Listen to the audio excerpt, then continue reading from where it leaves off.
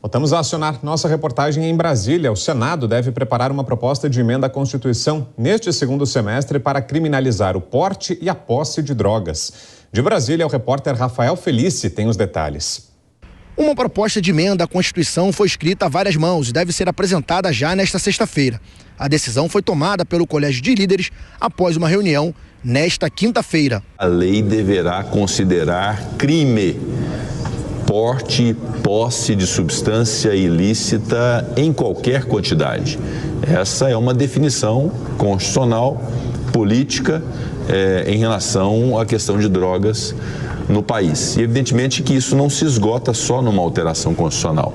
Isso deve ser também objeto de uma revisão da Lei 11.343, da Lei Antidrogas. O debate sobre droga no Congresso foi motivado por um julgamento no Supremo Tribunal Federal sobre a descriminalização da maconha. O placar na corte marca 5-1 favorável à liberação e precisa do voto de mais um ministro para formar maioria. A definição sobre o tema foi adiada no dia 23 de agosto, após pedido de vista do ministro André Mendonça. Na avaliação de Rodrigo Pacheco, existe uma quase unanimidade dentro do Congresso pelo entendimento de que o porte de qualquer droga deve ser considerado crime. O presidente do Senado afirmou que a PEC é uma das ações que o parlamento pretende fazer para criar uma política antidrogas no Brasil.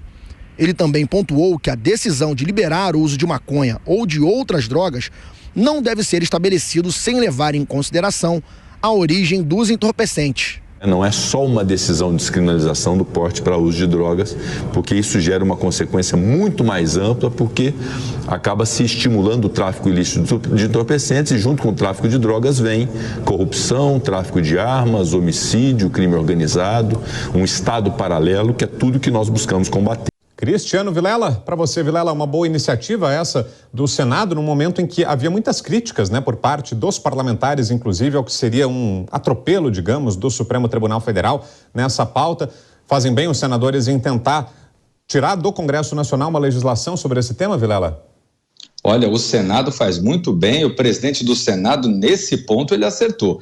Esse tipo de discussão é o tipo de discussão que tem que ser feita no parlamento e não no judiciário. É o parlamento que é o âmbito adequado para se discutir, para se debater posições muitas vezes contrárias, muitas vezes polêmicas, mas o parlamento é escolhido para isso, é eleito para isso. E um outro aspecto que me chamou bastante a atenção por parte do presidente do Senado é quando ele coloca que não se pode também descriminalizar o usuário sem ter em conta a origem daquela droga. Porque aí com isso a gente acaba estimulando a prática do crime de tráfico de drogas. Então, nesse ponto eu concordo totalmente com o presidente Rodrigo Pacheco.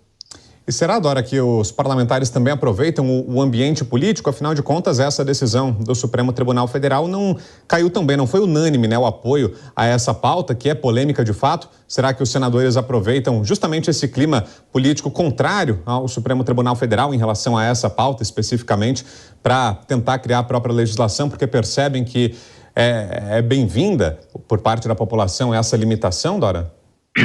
Olha, havia já uma cobrança, a gente inclusive falou várias vezes aqui, não adianta o Congresso ficar reclamando se ele não faz nada, mas mais que comentário, e tem também, claro que tem esse clima, porque tem até uma pesquisa recente, acho que o Pulso da Democracia, que procura medir a questão do apoio nas questões de costumes, digamos assim, drogas, aborto, e deu uma ampla maioria contrária. Mas eu queria, na verdade, que o Vilela me tirasse uma dúvida. Por quê? O Congresso, então, pela manifestação do presidente do Congresso, é uma posição contrária ao que vai apontando no Supremo, Vilela?